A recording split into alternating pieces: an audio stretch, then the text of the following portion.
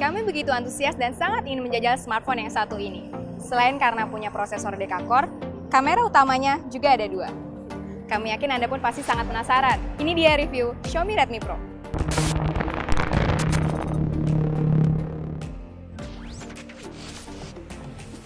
Xiaomi Redmi dikenal sebagai smartphone entry level dengan hardware tidak terlalu tinggi.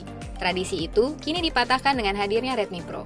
Bukan cuma hardware tinggi, Redmi Pro punya desain yang menjanjikan. Smartphone ini terlihat nyeleneh dengan adanya dua kamera besar di bagian belakang.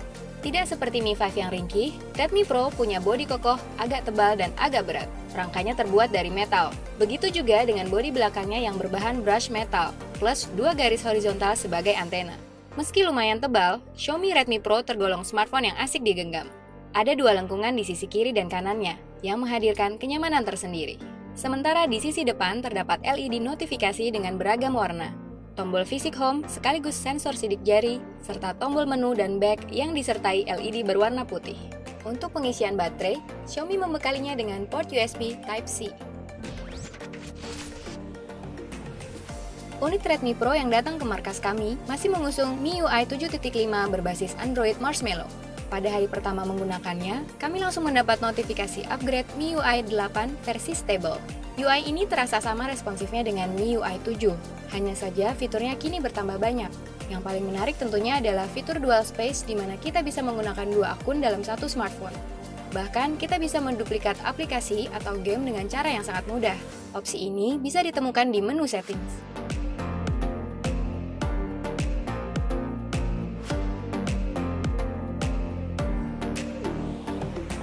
Oh ya, kami juga sempat membandingkan MIUI 8 pada Redmi Pro dengan MIUI 8 pada Mi 5.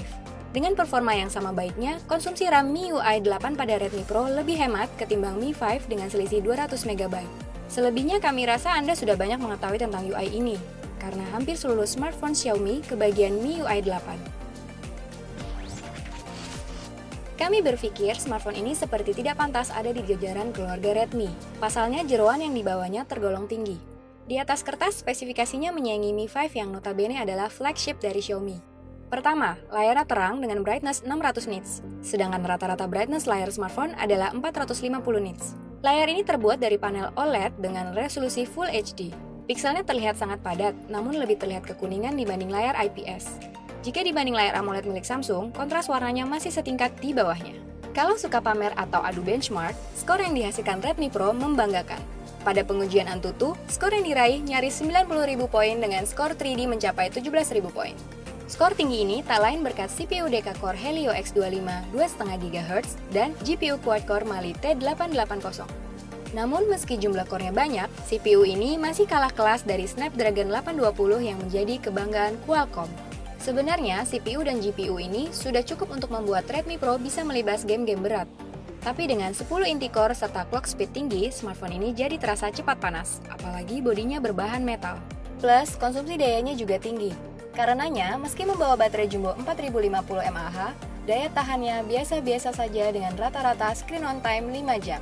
Xiaomi Redmi Pro sebenarnya ditawarkan dalam 3 pilihan RAM dan storage, yaitu RAM 3GB atau 4GB, serta storage 32, 64, dan 128GB. Kapasitas dan storage ini sudah cukup, terlebih Anda bisa menambahnya dengan microSD hingga 256GB. Sudah puas menjajal performanya, hal berikutnya yang bikin kami penasaran adalah kameranya.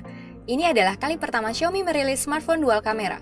Satu menggunakan sensor Sony IMX258 beresolusi 13MP, satunya lagi beresolusi 5MP dengan sensor Samsung. Meski punya dua kamera, tentu saja Anda bisa memotret seperti biasa menggunakan kamera dengan sensor Sony. Tapi kalau ada dua kamera, mengapa hanya menggunakan satu?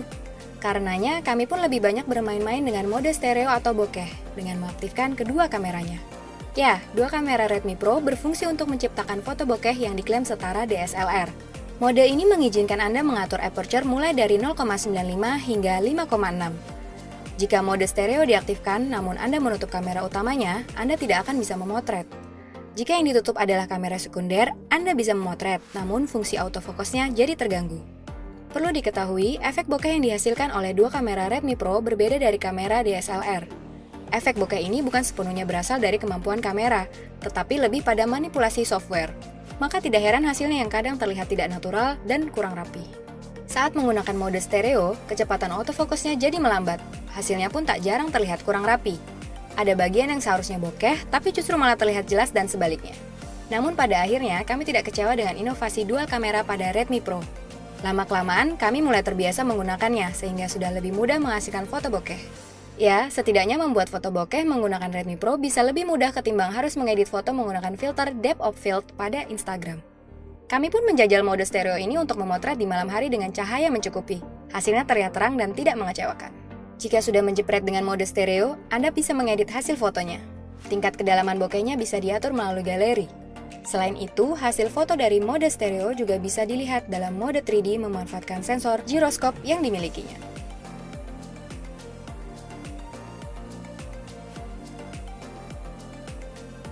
Xiaomi Redmi Pro adalah smartphone dengan kemampuan komputasi di atas rata-rata. Prosesornya kencang, tapi sayangnya cepat panas dan boros daya. Selain performa ngebut, Redmi Pro punya keunikan berkat dua kamera utama dengan kemampuan memotret bokeh. Meski tidak sebagus kamera DSLR, inovasi yang ditawarkan ini terasa menyenangkan dan berhasil membuatnya beda dari yang lain. Nah, itu dia tadi video review Xiaomi Redmi Pro. Kalau ada pertanyaan langsung aja komen di bawah ya. Jangan lupa untuk subscribe channel YouTube kami dan download aplikasinya di Google Play. Thanks for watching. See ya!